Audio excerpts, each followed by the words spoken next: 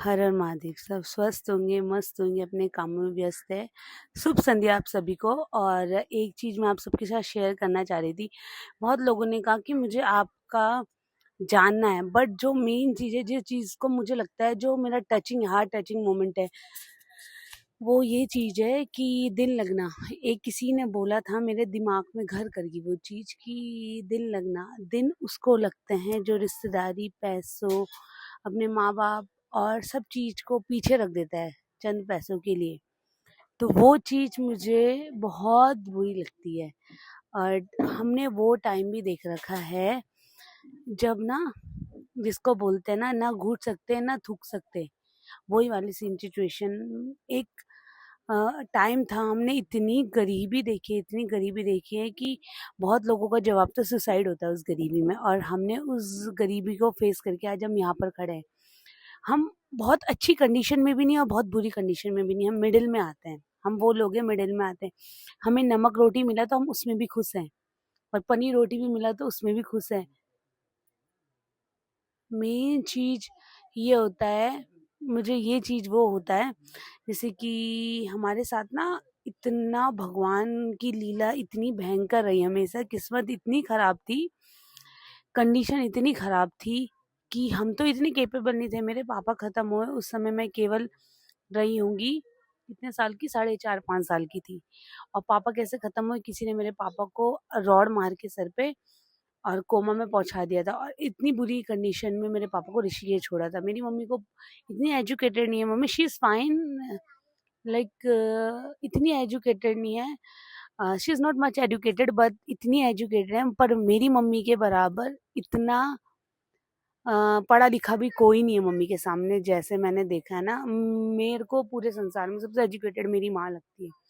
क्योंकि जिस कंडीशन में औरत मर जाती है, उस कंडीशन में मेरी मम्मी ने हम बच्चों को बड़ा किया है। और मेन चीज़ मैंने आपको बताया, जैसे कि मेरे पापा बहुत, हम 5 साल के थे, मैं 5 साल की थी, मेरे पापा ख़त्म हो गए। और फिर जैसे हम 1-2 साल, 2-4 साल बाद, हम 2 बहन 1 भाई थे, तो 4 साल बाद मेरा भाई ख़त्म हो गया एक एक्सीडेंट में, पेड़ एक्सीडेंट में वो ख़त्म हो गया। मैं कभी विस्तार में बताऊंगी आपको डीप जाके कि कैसे क्यों, वीडियो बहुत लंबी हो जाएगी। फिर जैसे ही मात्र सारा हमारी नानी थी जो हमारे साथ रहती थी, हम 2 बहन, मम्मी और हमारे साथ रहती थी, वह भी 1 साल बाद एकदम अचानक हमें छोड़ के चले गई। तो ऐसा हो गया था, मम्मी हमें बता तो पाती नहीं थी अपनी कंडीशन, पर मम्मी रोती थी। तो उस कंडीशन में मम्मी को समझ नहीं आता था कि हमारे साथ सेम सिचुएशन आगे ऐसा हो गया था। इतनी भयंकर कंडीशन हो गई थी। उस कंडीशन में मेरी मम्मी इतना सफ़र करके आज हम यहाँ पर खड़े हैं। तो हमें वैल्यू नहीं होगी तो किसको होगी। बट आदमी अपने मुंह से बोलते हैं ना, कुछ भी बोल देता है। आजकल बकवास का ज़माना है, कुछ भी बोल देता है कि दिन लगना। वो हमसे ज़्यादा जैसे बोलते हैं ना, मैं ये नहीं बोलूँगी कि हमने देखा है, बहुत लोगों ने देखा है, बट इस जगह पे सहना हर किसी के बस की बात नहीं है। तो वो टाइम हमने देखा है, वो टाइम से हम चल के आए हैं, और आज हम यहाँ पर खड़े हैं कि अपना घर, अपनी ज़िम्मेदारी, अपना सब कुछ लेके चल रहे हैं। तो इतना काबिल मेरी मम्मी ने बनाया है। तो मैं यही बोलती हूँ, मेरी मम्मी से ज़्यादा पढ़ा लिखा, एजुकेटेड, इतना नॉलेजेबल और इतना बोलते हैं ना पूरा, जिसको बोलते हैं सक्षम, पूरा सक्षम, वो है मेरी मम्मी। तो मैं, आप लोग जैसे लास्ट वीडियो में बोले थे कि तुम इतना रोई क्यों, मुझे रोना भी इसलिए आया, जब लड़की ना कैपेबल होती है अपनी माँ की सेवा करने के लिए, सॉरी, जब लड़की अपनी माँ की सेवा करने के लिए इतनी कैपेबल होती है, तब उसकी शादी हो जाती है, फिर उसके बच्चे हो जाते हैं, उसकी फैमिली भी एक्सटेंड हो जाती है। तो मुझे इसी चीज़ में दिल पे लगा।